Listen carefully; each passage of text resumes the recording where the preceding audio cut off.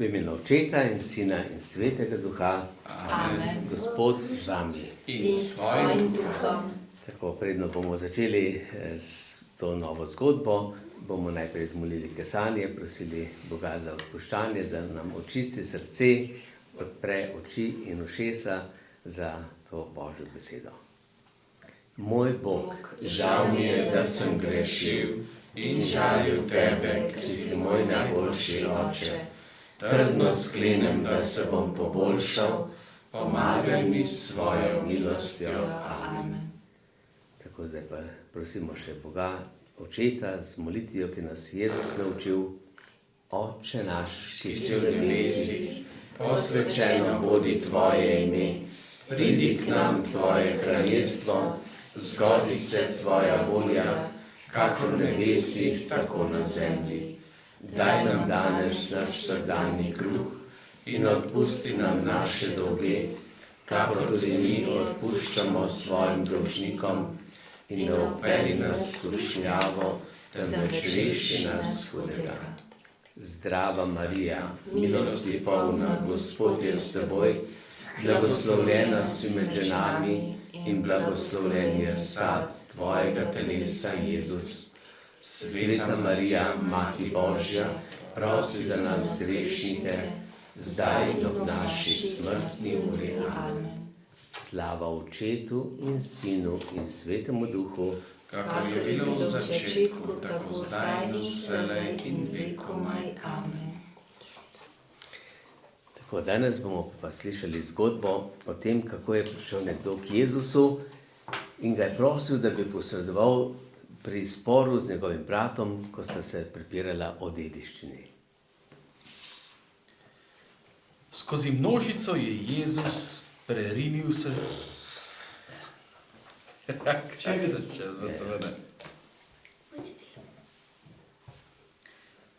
Skozi množico se je k Jezusu prerinil zaskrbljeni mož.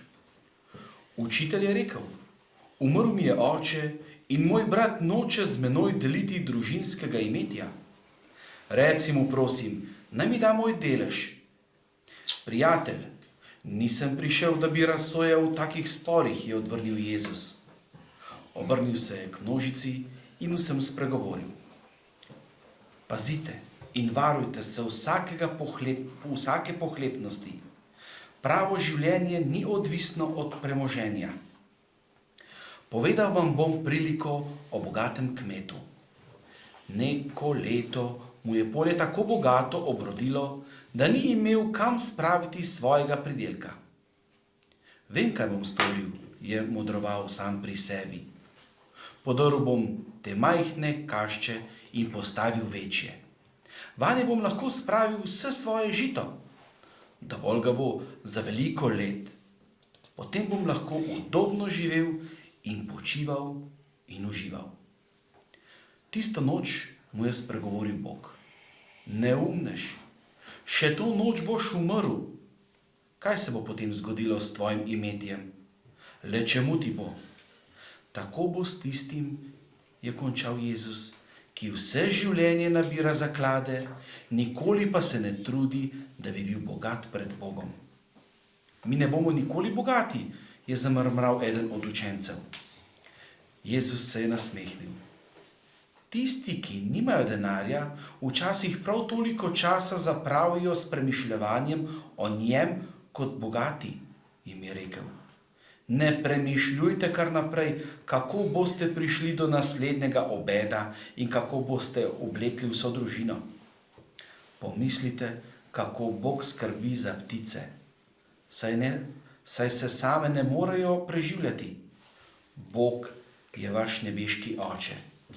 Če on skrbi za ptice in tako lepo oblači cvetlice, bo prav gotovo poskrbel, da boste tudi vi imeli vse potrebno za življenje. Vedno dajte Bogu prednost pred vsemi stvarmi in on se bo zavzel za vas in bo zadovoljil vse vaše potrebe. Torej, smo slišali najprej zgodbo o tem, kako je prišel nekdo k Jezusu, da bi se pogovarjal o tem, kako razdeliti dediščino. Ker je brat hotel imeti več, kot pa se je zdelo temu bratu pošteno in pravično. No in Jezus pa potem pove še eno priliko. Ne? Najprej pove, da ni on zdaj prišel zato, da bi sodil, ampak Jezus hoče nam povedati vsem. Da bi mi znali povedati, kaj takemu bratu, ki se krega s svojim bratom, reči glede dediščine. Kuj bi bili pametni, ja. Bi rekli vsak pol, ne? Pravično. Ja, lahko je tako, ampak Bog ima pa drugačen pogled.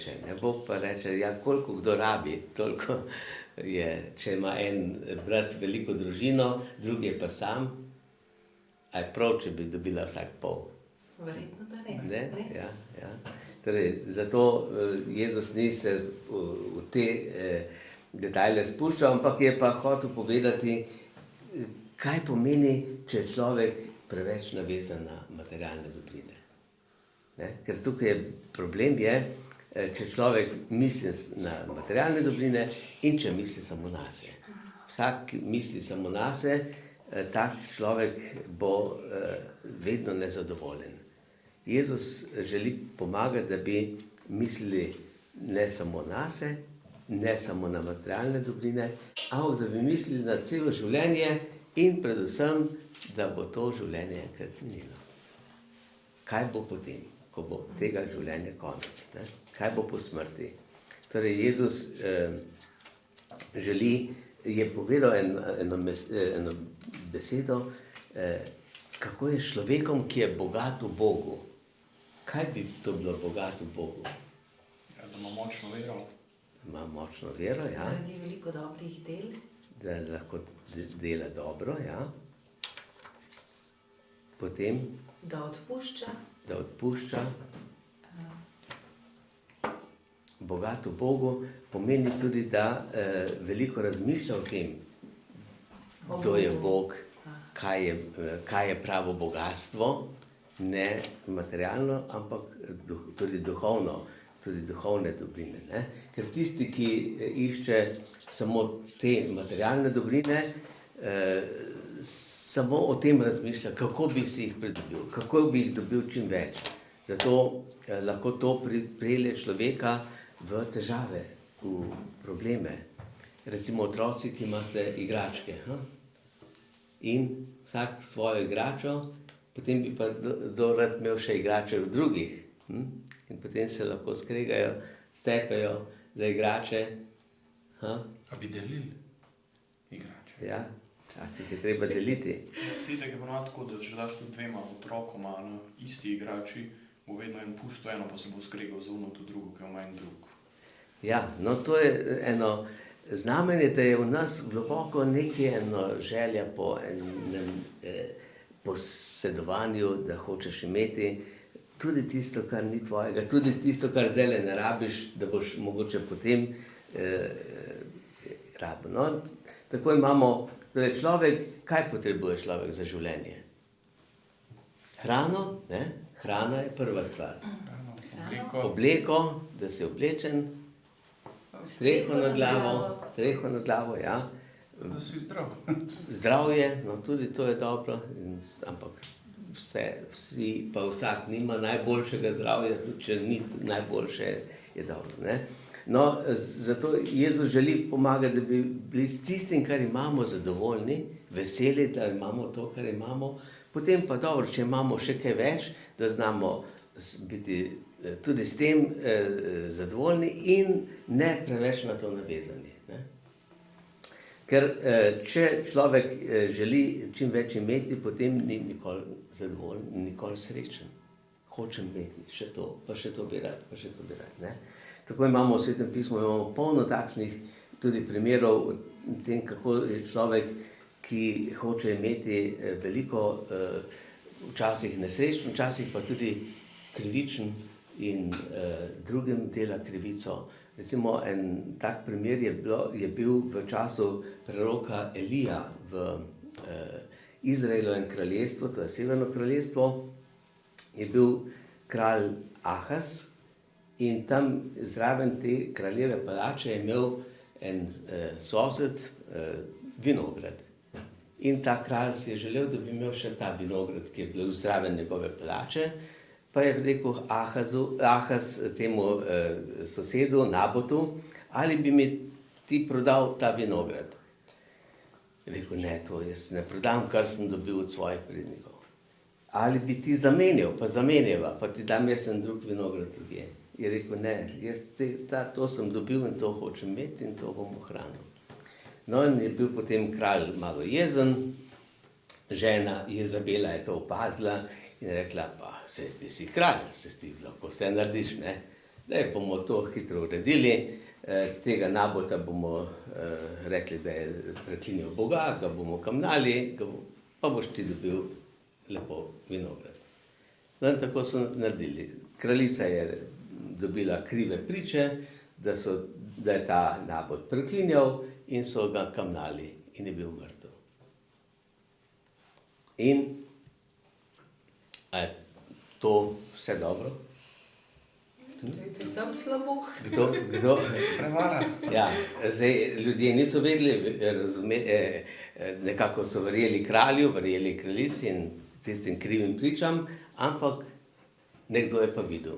Kdo je videl? Kaj ni bilo prav? Kaj so naredili? Kakšno krivico? Je nebeški oči zagotovil. Bog je videl in je poslal preroku. Preroka iz Elija je spomnil, oziroma mu je to razložil, kaj se je zgodilo.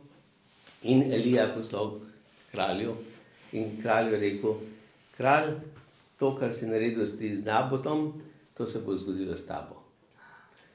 Psi so lizali Nabotovo kri, tam tvojo bojo lizali.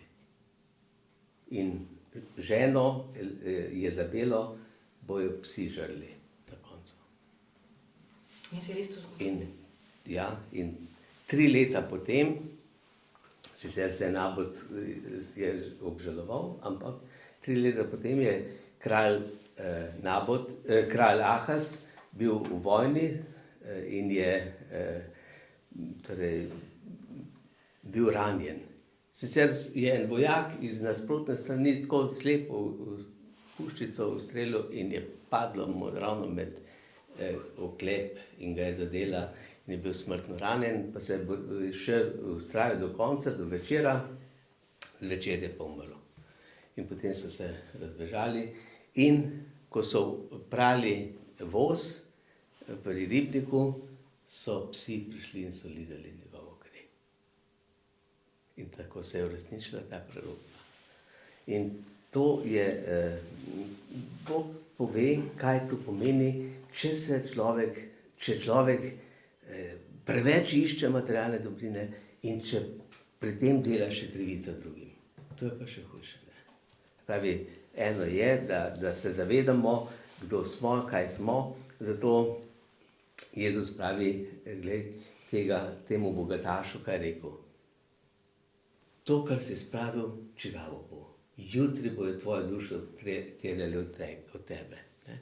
Se pravi, ko pride smrt, kdo bo to užival, kar si ti nabral, posebej, če si še druge okrog prinesel, če si druge ogoljufal, če si drugim vzel nekaj.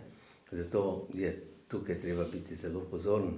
Torej, biti bogat v Bogu pa pomeni Bogu dati prvo mesto, človeka spoštovati, tudi materialne dobrine spoštovati, pomeni tudi biti dober z vsemi ljudmi in potem se nimamo česa bati. Potem bojo tudi drugi, če bomo kdaj v pomanjkanju, bodo tudi drugi dobri do nas in nam bojo takrat, ko bomo v stiski, pomagali. Če pa mi nismo dobri do drugih, potem pa ne moramo pričakovati, da bojo drugi dobri do nas.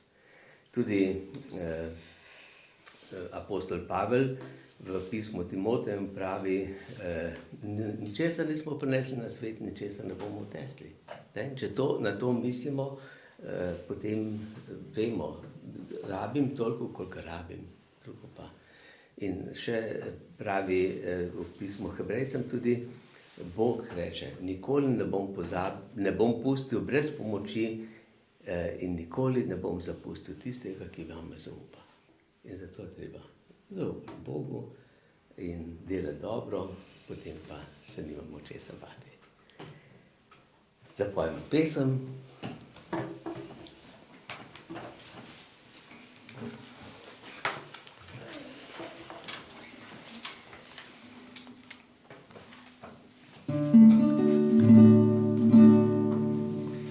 Vlij mi olja v srce, da bom svetil. Vlij mi olja v srce, Gospod, da bom svetil ljudem, kakor sonce, da bom svetil vsem ljudem, Gospod. Poj, hozana, poj, hozana, poj, hozana Jezusu, zapoj. Poj, hozana, poj, hozana, poj, hozana Jezusu. Vlij veselja v srce, da bom svetil. Vlij veselja v srce, Gospod, da razdajal ga bom vsem trpečim, da razdajal ga bom vsem, Gospod.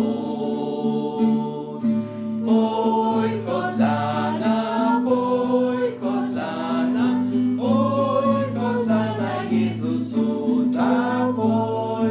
Poj, hozana, poj, hozana, poj, hozana Jezusu. Vlij oči mi v srce, da bom svetil.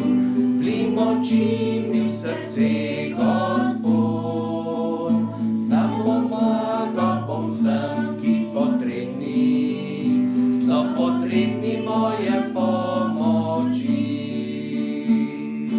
Poj, hozana, poj, hozana, poj, hozana Jezusu, zapoj. Poj, hozana, poj, hozana, poj, hozana Jezusu.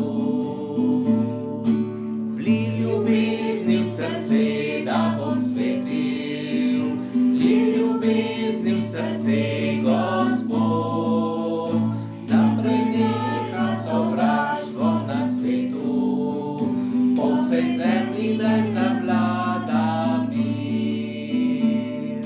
Poj, hozana, poj, hozana, poj, hozana Jezusu, zapoj. Poj, hozana, poj, hozana, poj, hozana Jezusu.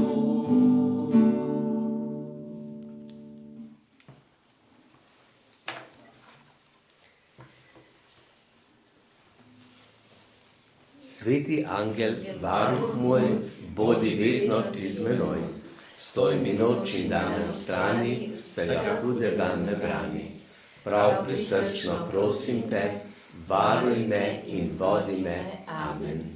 Gospod z vami, In s tvojim duhom. blagoslov vsemogočnega Boga, Očeta, Sina in Svetega Duha naj pride nad vas in naj vedno med vami ostane. Amen.